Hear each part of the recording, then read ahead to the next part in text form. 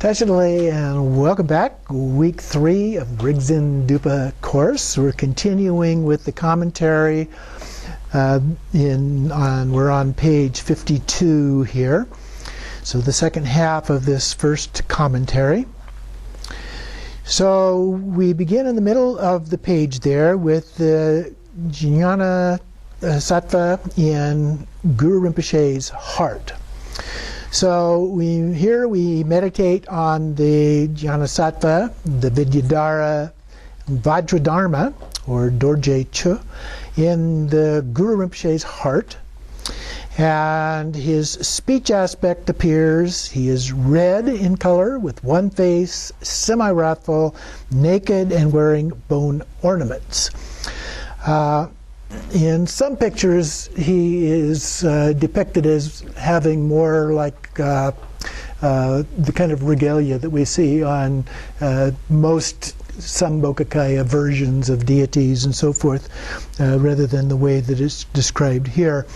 And he also has crossed arms with two Vajras, one in each hand, crossed in front of him. So they're a little bit different in the way that he sometimes depicted. So then it goes through the various things in detail here. So we start with the bone wheel. This is the bone ornament crown, actually, is what they're talking about here. So Vajradharma wears a bone wheel on his head, a small bone circle around the crown of the head, circled by a second larger circle. So basically two circles that would be resting on his head, tied together. They're attached together by 8 bone spokes. Each of the 5 spokes at the front, above the forehead, stands a dried skull that supports a jewel, which is the crest ornament. And I don't have one here handy to show you, but so when you see the skull in a lot of these skull crowns, so you've got the skull, and above the crown is this thing with the jewel in the center of it. So that's what is being referred to here. And then from the lower part of their jaws, this is the jaws of the skulls, not the Vajradharas. Looped chains and hanging decorative chains extend downward. These are made of bone, pieces of bone, between Vajradharma's eyebrows to the tips of his ears. So that means they're coming down. There's usually 5 of the skulls, one in the center, 2 on each side of that. So it's coming down from the bottom in a kind of a loop to the next one, that way, and then kind of hanging down by the ears there. On the back of each skull is a multicolored Vajra with a crescent moon placed to the left. The deity's long hair passes up through the hole in the middle of the inner bone circle and is tied in a top knot. So then we have the earrings, another one of the typical types of things that are worn here. And there are 5 parts to these particular earrings. There is a main circle made of bone, and then 2 smaller rings, each attached to the larger one by a semicircle of bone. So basically, you've got a large loop, and then you've got 2 smaller loops hanging from that, and then you've got this other piece that is connecting the 2 together. Okay? Then the necklace is made of 2 strings of bones bound together with hair taken from both a corpse and a living person. At the front is a square central hub, the base for the T-shaped triple Vajra. So it's like a 2-string necklace coming down, and it's not clear whether the square is in between the 2 in front or it's hanging down below. My guess would be that it's below that. And then there is this T-shaped triple Vajra, which would mean you've got one Vajra standing up like this and another one on top of it. So instead of a crossed Vajra over each other, the one is clear at the top of the other. But it's inside that little square, so it's fairly small. And then there are 2 more triple vajras placed at the 2 points where the strings of the necklace reach the shoulders. So as they come up from the chest over the shoulder, there's another little square there with one of those triple vajras in it. And then the bracelets. The bracelets on each ankle, wrist, and upper arm, so 6 in total. Each one is made from 2 strings of bones, and then they are bound together. There are 3 vajras on each pair of bracelets, 1 at the knot in the upper string, 1 at the knot in the lower string, and 1 opposite the knot in the upper string. Then we have the Brahman's bone thread. So this is a thread that is a little bit unusual, and I think in here it even says that they're not always done in this way. But it's called an investiture thread, and it goes from the front of the body above the navel and is a bone wheel with either 8 or 4 spokes. The holes of the 4 spokes and the 2 parallel strings of bone pass through each of them. So this wheel is between, looks like between the 2 bones, the strings of bones and so forth. 2 of these strings go over the shoulder, so 1 over each shoulder, and 2 pass under the armpit, so they're going down around the side.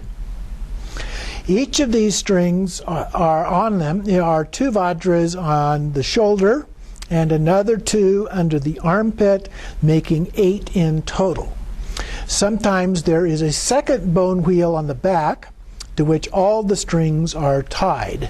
So that way they kind of bind them together so they don't fall off. If not, the ends of the strings are knotted together. Now, in the footnote here on 64, the end note, it references that these are sometimes described differently for the females than for the males.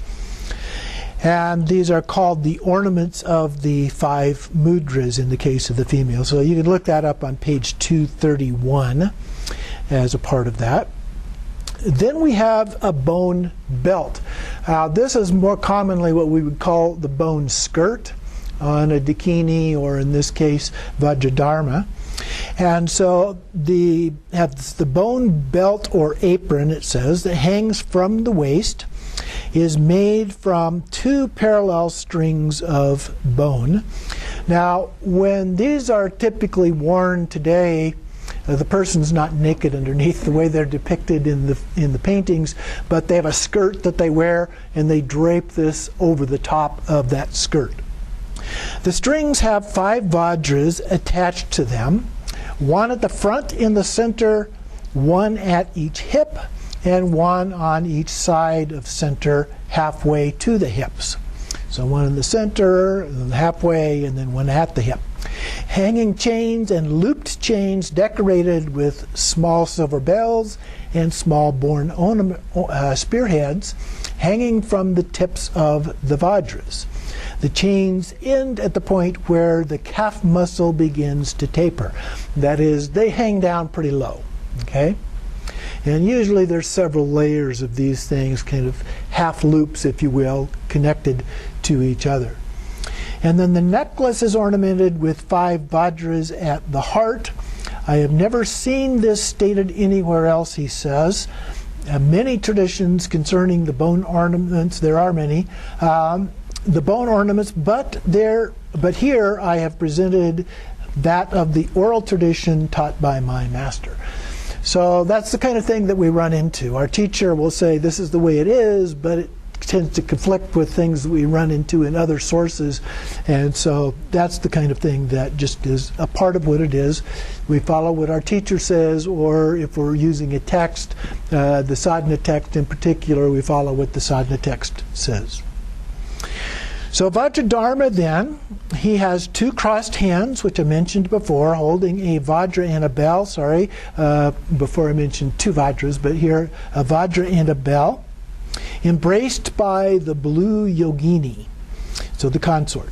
And she holds a hooked knife in her right hand and a skull cup in her left, which is real common for a consort or dakini.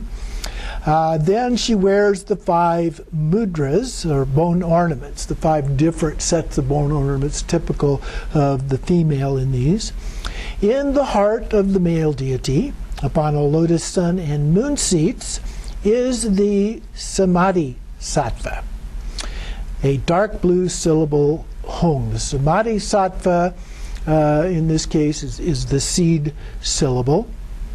And then the size of the mustard seed, the size of a mustard seed, so it's very small, surrounded by the revolving mantra garland. So on the sun disk, typically would be the top one, and so around the outside edge of that, drawn very finely, it would be not touching it, but just up above the edge of it, completely circling around.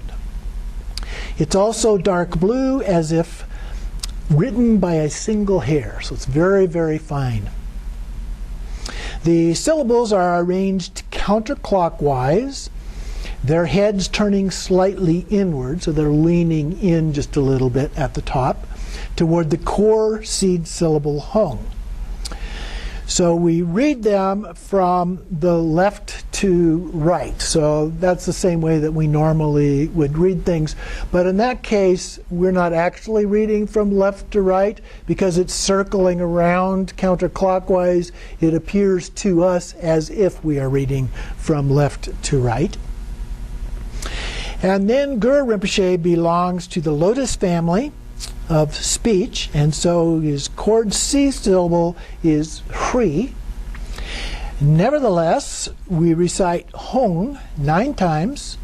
Hung is the core seed syllable because the Lama is a Kagye Lama.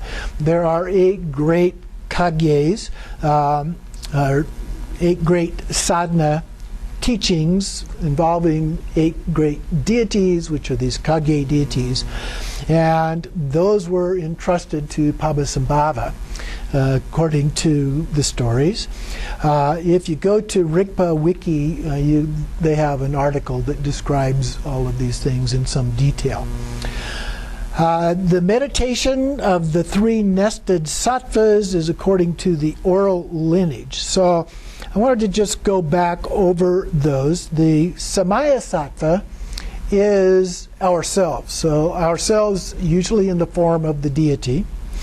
Inside that is the Jnana Sattva, and that is the small form of the deity at our heart. And then in the very center is the Samadhi Sattva, the seed syllable. So those are the 3 nested syllables, or the 3 nested sattvas that it was referring to. Us, a visualized form of the deity, and the seed syllable inside of that.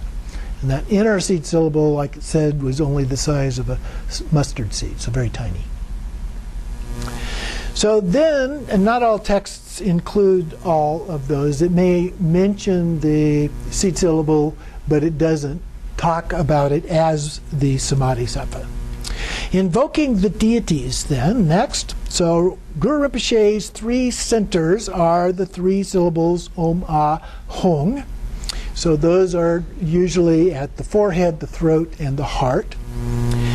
Then the moon disk seat is his crown chakra, is white syllable Om, the essence of the Vajra body of the Buddhas, and the lotus seat at his throat, the red Ah, the essence of the Vajra speech, and at his heart the dark blue Hung, the essence of the Vajra mind of the Buddhas, or Buddha's body, Buddha's speech, Buddha's mind.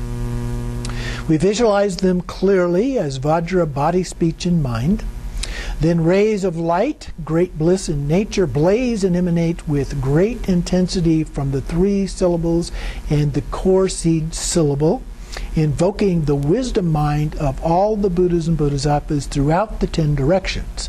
In this way, we invite all the deities with their supports, that being the palace, seats, and environment, into this practice mandala. So they're coming with their own sets of palaces, seats, and all of those things, which is a little unusual. We don't usually see that. There's just the single palace and so forth. We invite them from Akanishta, the natural self-existing Dharmadhatu. Also from Odhyana, the Namanikaya pure field to the west of the Vajra seat. And so then it goes through and it lists some of the different ones that come as a part of that. And so we have the from the land of Oregon, we have the 32 sacred lands, the 8 great charnel grounds, and especially the Palace of Lotus Light, with its 3 levels of 3 kayas, the summit of the glorious copper-colored mountain in the center of the Nayab Lanke Ling. We say to them, deities of the mandala of Rigdzin Dupa, together with your supports, I invite you from these places to the practice mandala. And then we say, please come to this place, Samadza. So then, this is because it is extremely respectful of saying a symbol, or please come here. Next we have the actual invitation, which the corresponding reference in the next sadhana is on page 130. So this purifies us of our thinking the deity is just a fabrication of my mind, it must be inferior to the actual mandala. So when we see it, we think of it as the actual mandala. And then this is chanted as a melodious song. As Guru Rinpoche said, pray to me at all times during the 6 periods of day and night as harmoniously as the pleasant sounds of stringed lutes and flutes.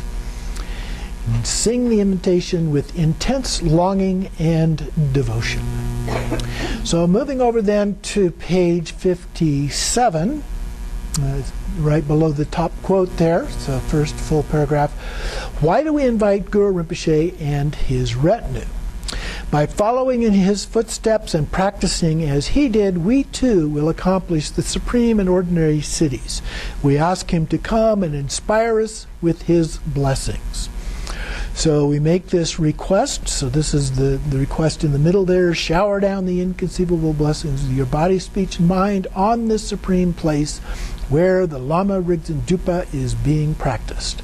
Ripen our mind stream by conferring on us, the supreme practitioners, the 4 empowerments. Remove the obstacles and any negativity that obstructs and disturbs our practice. Quickly grant us all the siddhis, and so forth. Then after that, we recite the mantra many times. And when we call Guru Rinpoche Totreng Tsal, that is his secret name, so he cannot help but to respond quickly. Rays of light stream out of the 3 seed syllables, the Omahung, and the core seed syllable in Guru Rinpoche's heart to invite the assemblies of deities. So they all arrive in the sky in front of us, flowing together like converging rivers of lava. Next then we have the requesting the deities to be seated and to remain, and the cross-reference here is page 132. So here the mandala is generated through our skillful means. We invite the wisdom beings, the Jnanasattvas, into this mandala from Akanishta and other pure realms. Going to the next page then, the Jnanasattvas arise in Rupakaya forms. All the deities descend and they merge and remain in one taste with us as Samayasattvas. We then pray to them, stay contentedly in this absence of duality. Then skipping the next paragraph, the last paragraph at the top of the page there, the mandala arises as the self-radiance of our own great Dharmakaya, inseparable from the Lama's mind. It is the mandala of the actual copper-colored mountain. Hold this clearly in our mind. So that is the essence of what we're doing here, and so it has that, takes on that Sambhogakaya form, but the key part is that it's in our mind, and we recognize that it's in our mind. It's not real in the sense that we normally think of things as real and out there in some way. Next we have the symbolic prostration, and the cross-reference is page 133 here. So it talks about the importance of paying homage and making offerings. So here, if we want the help of the king or another powerful person, we invite them to our home by showing respect, bowing down, paying homage, and so forth. And then we please them with food and drink, offer praise, and then we make our request. So here we're following the same kind of a principle that we might do in that case. We prostrate, pay homage, and make offerings. Then we emanate an identical deity, the activity deity, from our heart, the heart of the principal deity. The deity moves to the eastern door of the mandala and then turns toward the center and then offers a symbolic prostration of seeing. So then the prostration, all the deities are none other than our own mind, the Dharmakaya wisdom. We and the activity deity who prostrates arise as the absolute deity, indestructible wisdom of Dharmata. So we prostrate to the nature of all deities who manifest from Dharmakaya by resting evenly in the state of knowing that there is no good to adopt or bad to reject. This is the absolute prostration of realization. So this is a Dzogchen view of how to do the prostration. It's not getting down on the floor and on your hands and knees or on your complete body type prostration. The symbolic prostration is to understand that the absolute level, neither good nor bad, exists while maintaining respect by seeing the interdependence of practitioner and deity. Then atipuho means I pay homage. With pratitsa ho, we consider that the deities slightly bow their heads in acknowledgement. Then the offerings. There's several levels here. So the cross-reference here for the offerings is page 134. The outer and inner offerings first, and then the secret ones are below. Then the innumerable offering goddesses stream out from the heart of the activity deity, and all the offerings of on the pleasure terrace. They hold up the countless offerings that arise like Samittabhadra's magical display of offerings, delighting the deities of the mandala. So incalculable amounts of offerings that are being offered here. And then we say Oma Hong, and then keeping in mind that the nature of the offering substances is the body, speech, and mind of all the Buddhas. These clouds of offerings appear as totality of the universe, outer vessel and inner contents, the environment and the beings. The goddesses offer the 5 kinds of desirable objects, the flowers, incense, and so on. The 5 kinds of inner sensual stimulants that are like mirrors to the eyes. The 8 auspicious objects such as mirror, Gurchana, and so forth.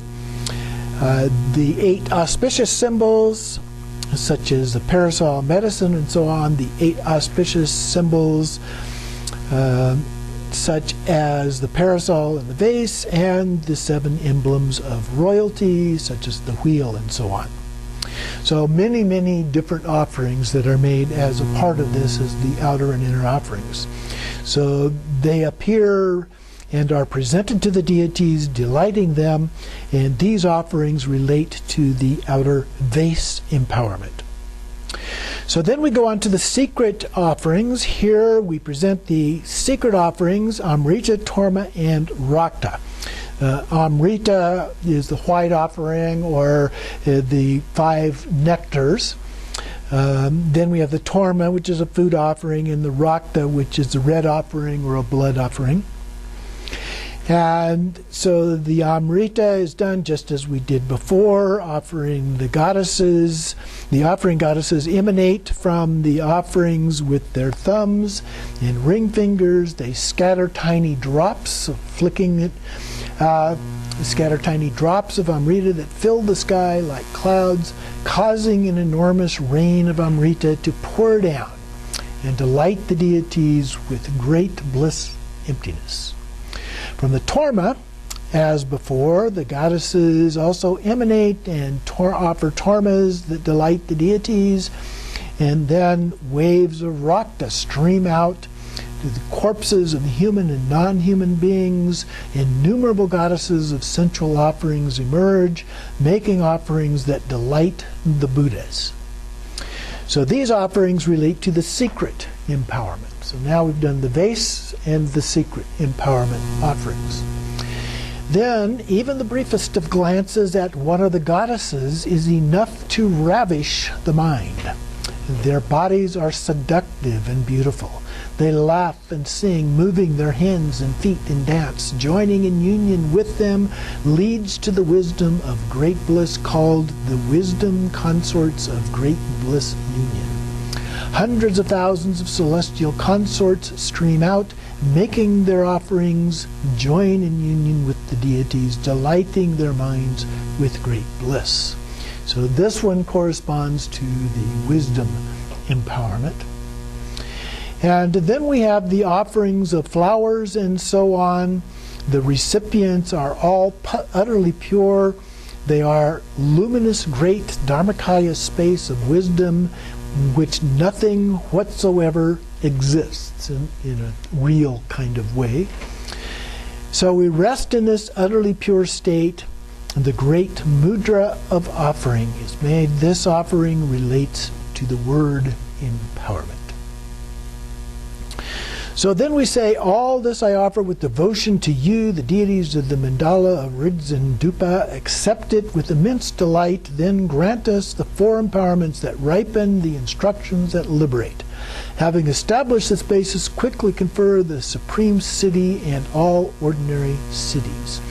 Then we recite the offering mantras. The end of the mantra, Maha Sukha Dharma Dhatu A, means great bliss Dharmakaya. The offerings dissolve back into space. The wisdom, all that appears and is experienced, brings satisfaction, becomes the fuel that causes the radiance of the wisdom of great equality to blaze. And then finally, the activity deity is reabsorbed back into the principal deity's heart. So then we offer praise. So those have been all of the different offerings that we make. So now we offer praise that cross-references page 136. So the three ways here that he lists, the first one is praise the principal deity, then the offering goddesses emanate and praise the deities, and then by means of self-resounding praise of Dharmata. The third method is the one that is being presented here. So first, praise to Guru Rinpoche.